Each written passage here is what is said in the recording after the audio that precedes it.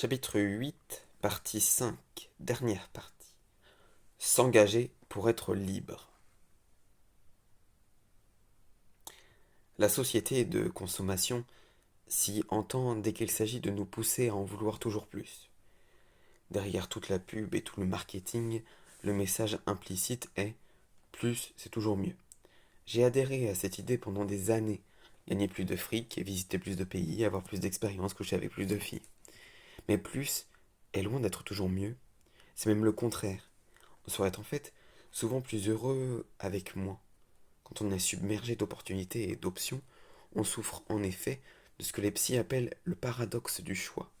En gros, plus on nous propose d'options, moins on est satisfait de notre choix parce qu'on garde en tête toutes les autres possibilités auxquelles on a renoncé. Si tu as le choix entre deux lieux de vie et en choisis un, tu vas probablement sentir que tu as fait le bon choix et c'est confortable psychologiquement. Tu as alors toutes les chances d'être satisfait de ta décision. Si en revanche, tu as le choix entre 28 lieux de vie et choisis l'un d'entre eux, le paradoxe du choix risque de te faire passer de sales années à douter, à te demander si tu as vraiment fait le bon choix et su mettre toutes tes chances de ton côté pour être heureux. Et cette anxiété, ce désir de certitude, cette aspiration à la perfection conspireront à te rendre malheureux.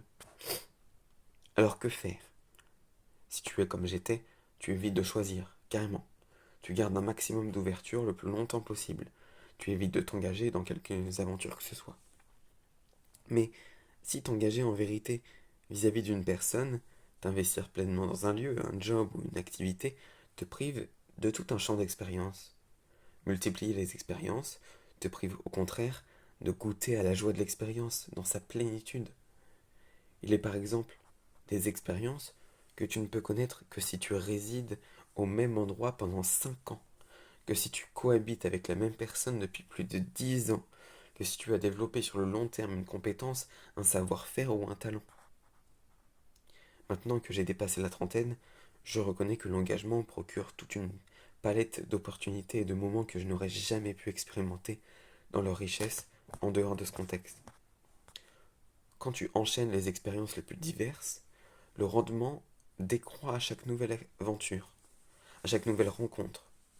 Quand tu n'as jamais quitté ton pays, le premier que tu visites chamboule ta vision des choses parce que ton bagage d'expérience est des plus réduits. Mais quand tu en as vu 20, le 21e ne t'apporte pas grand-chose de plus. Et quand tu en as vu 50, le 51e te fait encore moins d'effet. Il en va de même des possessions matérielles, de l'argent, des hobbies, des jobs, des potes et des partenaires amoureux ou sexuels. Plus tu prends de la bouteille, moins les expériences inédites t'affectent. La première fois que j'ai picolé lors d'une soirée, j'étais tout excité. La centième fois, j'ai trouvé encore ça marrant. La 500e fois, je trouvais ça normal. Et la millième fois, c'était juste emmerdant et sans intérêt. L'événement du siècle, pour moi, au cours de ces dernières années, a été ma capacité à m'ouvrir à l'engagement. J'ai choisi de tout rejeter à l'exception des personnes, des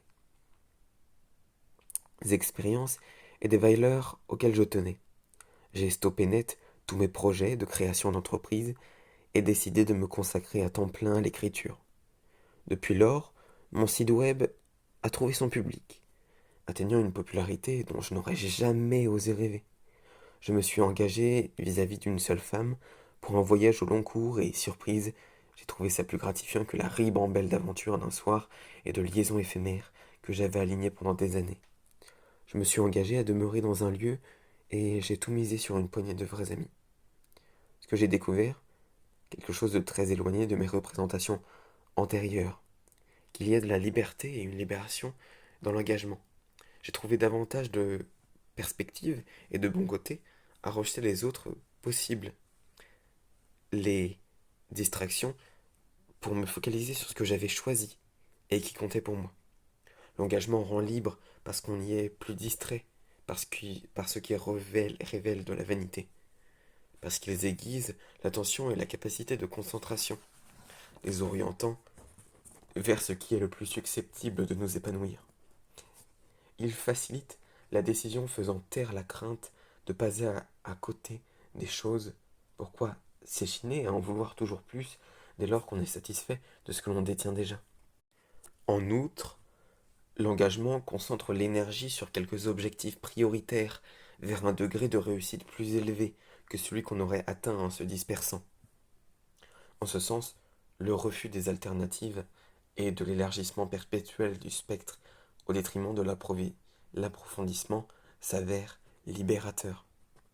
Oui, élargir le champ des expériences est probablement nécessaire et souhaitable au cours de la jeunesse, car après tout, il faut bien sortir de son univers et découvrir dans quoi il semble valoir la peine de s'investir. Mais c'est en profondeur qu'est enfoui le trésor. C'est là qu'il nous appartient de creuser pour le dégager. Ça se vérifie dans les relations, dans le boulot, dans le style de vie, dans tout.